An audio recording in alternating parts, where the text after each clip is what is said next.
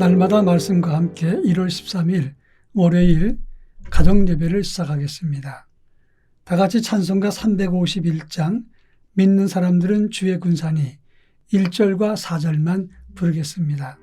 믿는 사람들은 주의 군사니 앞서가신 주를 따라갑시다. 우리 대장 예수 길을 들고서 적장하는 곳에 가신 것 보라. 믿는 사람들은 주의 군사니 앞서가신 주를 따라갑시다. 백성들아 와서 함께 모여서 우리 모두 함께 귀가 부르세. 영원토록 영광 권세 찬송을 우리 임금 주께 돌려보내세. 믿는 사람들은 주의 군사니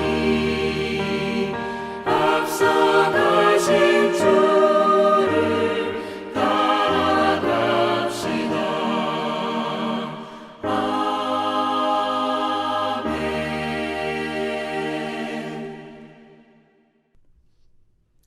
이 시간 우리에게 주시는 하나님 말씀은 구약성경 사사기 4장 6절로 9절입니다.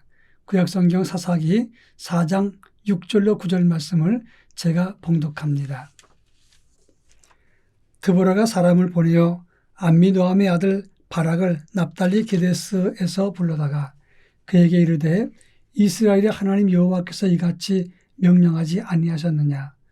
너는 납달리 자손과 스불론 자손 10,000명을 데리고 다볼산으로 가라. 내가 야빈의 군대 장관 시스라와 그의 병거들과 그의 무리를 기송강으로 이끌어 내게 이르게 하고 그를 내 손에 넘겨주리라 하셨느니라. 바락이 그에게 이르되 만일 당신이 나와 함께 가면 내가 가려니와 만일 당신이 나와 함께 가지 아니하면 나도 가지 아니하겠노라 하니 이르되 내가 반드시 너와 함께 가리라. 그러나 내가 이번에 가는 길에서는 영광을 얻지 못하리니 이는 여호와께서 시스라를 여인의 손에 파실 것임이니라 하고 드보라가 일어나 바락과 함께 기데스로 가니라. 아멘.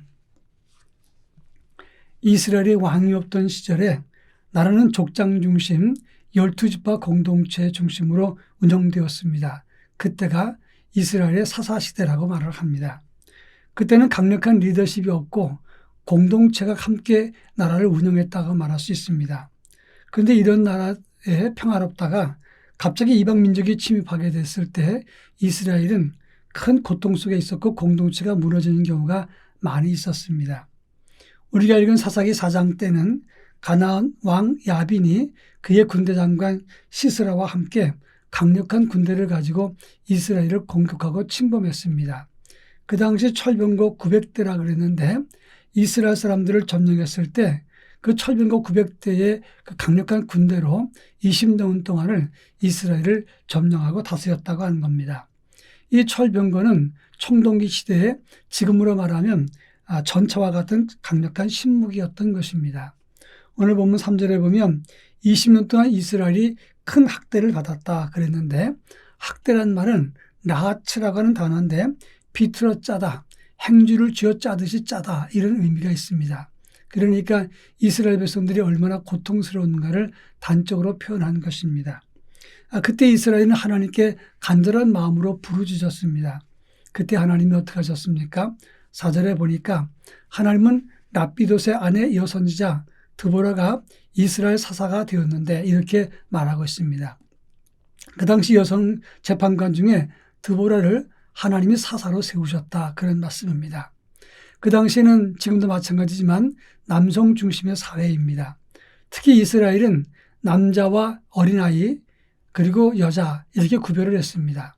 그러니까 남자는 우수하고 아이들과 여자는 사람의 숫자도 세우지 않았다 하는 것입니다.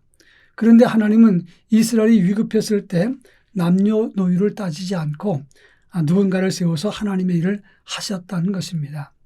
오늘날도 교회나 하나님의 일을 할 때 급할 때 하나님은 위기의 때에 사람들을 세우셔서 그 일을 해결하게 하신다는 것을 말하는 것입니다. 이 세상을 살다 보면 위기가 아닐 때가 거의 없습니다. 교회도 때때로 아무것도 아닌 일로 시작해서 큰 위기에 빠지게 되는 경우가 너무나 많습니다. 그런데 하나님은 그때그때마다 누군가를 통해서 하나님의 교회를 세우시고 또 위기를 빠져나가게 하신다고 하는 것입니다. 그런 차원에서 우리는 두 가지를 잘 생각해야 되는데 우리는 언제 어느 때 하나님이 부르실지 모른다는 것입니다. 그래서 준비해야 된다는 것이고 두 번째로는 누군가가 위기에 나서서 나라와 교회와 또 여러 가지 어려움을 극복할 수 있기 때문에 서로를 존중히 여겨야 된다 하는 것입니다. 그런가 하면 6절에 보면 드보라가 하나님의 은혜를 입고 가나안 왕 야빈을 맞서서 싸워야 되는데 그때 자기를 대신할 장수를 정합니다. 그래서 바락이란 장군 사람을 세운 것입니다. 너는 납달리 스불론 땅 자손과 함께 1만 명을 데리고 가서 다볼산으로 가라. 그리하면 7절에 보니까 야빈의 군대장관 시스라와 그의 병거와 그의 무리를 기슭강으로 이끌어 그를 네 손에 넘겨주리라. 이렇게 말씀했습니다. 하나님이 드보라를 통해서 주신 메시지입니다. 하나님은 이 드보라를 통해서 바락에게 큰 승리를 주시고자 했다는 것입니다. 한마디로 말하면 드보라가 하나님의 영에 감동되어서 하나님의 작전 계획을 바락에게 설명한 것입니다. 여기에 중요한 포인트가 있습니다. 하나님은 우리 인생의 위기 때에 우리를 향한 구체적인 구원 계획을 가지고 계신다는 사실을 알아야 됩니다. 우리가 어렵고 힘들 때 아무것도 안 보이는 것 같아도 하나님은 우리가 어려움을 극복할 수 있는 구체적인 계획을 우리 위해서 수립하고 계시다는 사실을 알아야 된다 하는 것입니다.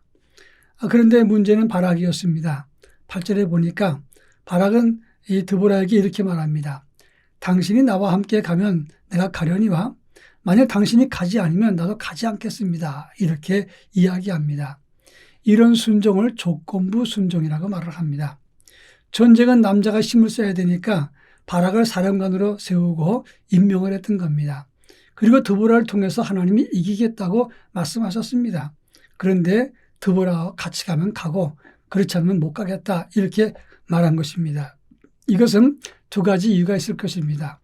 첫째는 바락이 유약한 사람이었거나 둘째로는 하나님의 임재가 있는 드보라가 함께 있어야 된다 이렇게 생각했거나 둘 중에 한 가지일 겁니다. 중요한 것은 어떤 모습이든지 순종을 할 땐 완전한 순종을 해야지 조건부 순종을 하게 되면 9절에 보면 이제 이번 가는 길에서 영광을 얻지 못하리니 이렇게 말하고 있습니다.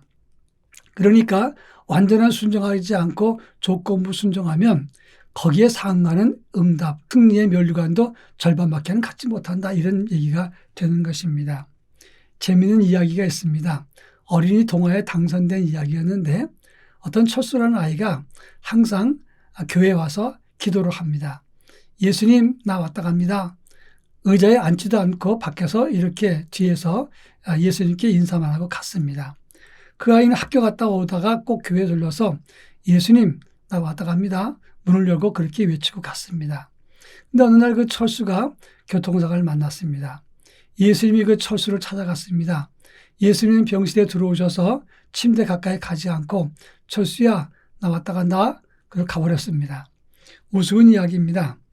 그런데 이 동화가 주는 교훈은 자기가 행한 것만큼 대접을 받는다. 그런 이야기가 되는 것입니다. 우리도 하나님 능력을 믿는 만큼 하나님의 역사를 경험하게 될 것이고 하나님의 뜻에 순종한 만큼 하나님의 응답과 기적도 체험할 것입니다. 바라기는 금년 한 해 하나님 앞에 신실하게 100% 순종해서 100% 은총과 능력을 경험하는 우리 모두가 되기를 바랍니다. 다 같이 기도합니다. 사랑 많으신 하나님 아버지, 금년 한 해도 하나님 우리를 쓰실 텐데 저희들은 항상 주의 명령과 말씀에 100% 순종해서 하나님 주시는 은혜도 100%를 누릴 수 있도록 은총을 더하여 주옵소서. 예수님의 이름으로 기도합니다. 아멘.